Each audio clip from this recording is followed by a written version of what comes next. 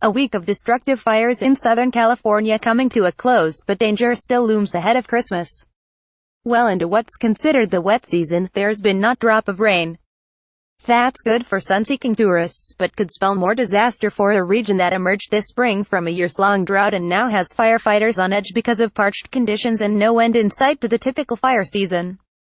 This is the new normal, Govenor Jerry Brown warned on Saturday local time, after surveying damage from the deadly Ventura County fire that has caused the most destruction and continued burning out of control.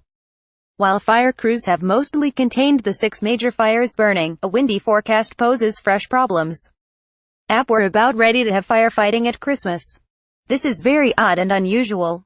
Even as firefighters made progress containing 6 major wildfires from Santa Barbara to San Diego County and most evacuees were allowed to return home, predicted gusts of up to 80 km/h through Sunday pose a threat of flaring up existing blazes or spreading new ones. High fire risk is expected to last into January, and the governor and experts said climate change is making it a year-round threat. Overall, the fires have destroyed nearly 800 homes and other buildings, killed dozens of horses and forced more than 200,000 people to flee flames that have burned over 700 square kilometers since Monday. One death so far, a 70-year-old woman who crashed her car on an evacuation route, is attributed to the fire in Santa Paula, a small city next to Ventura where the fire began. The Ventura blaze continued to burn into rugged mountains in the Los Padres National Forest near the little town of Ojai and Horta Preserve established for endangered California condors. While many evacuation orders were lifted, new ones were established as the fire grew.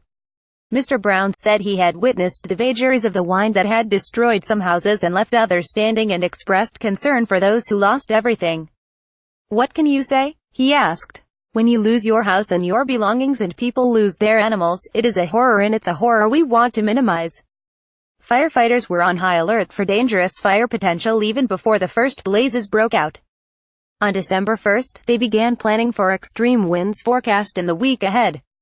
The fire has ravaged land and destroyed hundreds of homes.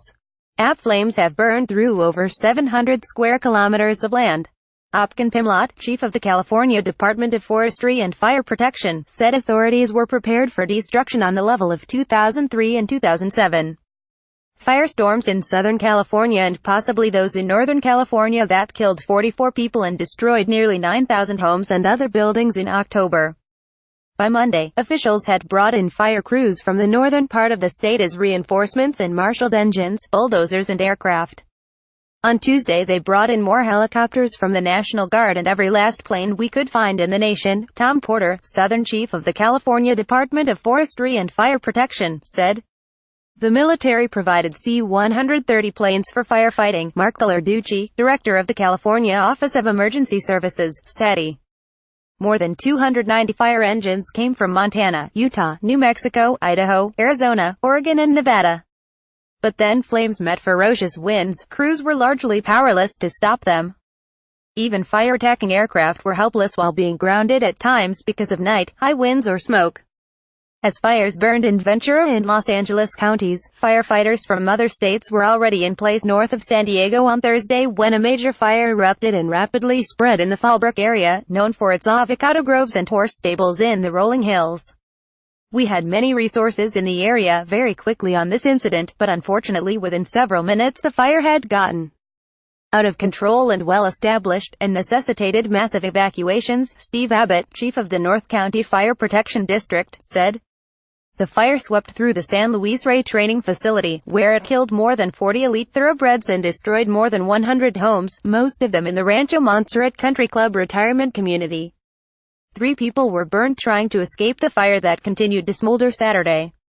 Most of this week's fires were in places that burned in the past, including one in the ritzy Los Angeles neighborhood of Bel Air that burned 6 homes and another in the city's rugged foothills above the community of Silmar and in Santa Paula. The fire in Fallbrook was no exception. 10 years ago, during a deadly spate of Santa Ana wind-driven infernos, flames wiped out most of the more than 200 homes in the Valley Oaks Mobile Home Park. Firefighters will likely be battling the blaze over Christmas. Memories of that blaze were fresh as flames approached Thursday and sheriff's deputies told residents to leave immediately. By the time he got the order to go, Mateo Gonzalez had already helped his brother move out of his nearby place and packed all of his important belongings. In the 2007 firestorm, Gonzalez had almost no warning before his house was destroyed, only 4 months after moving in. "We weren't prepared the first time around. This time, we were," he said on Saturday, the day after he returned to his undamaged home. Copyright 9 Digital Thai Limited 2017.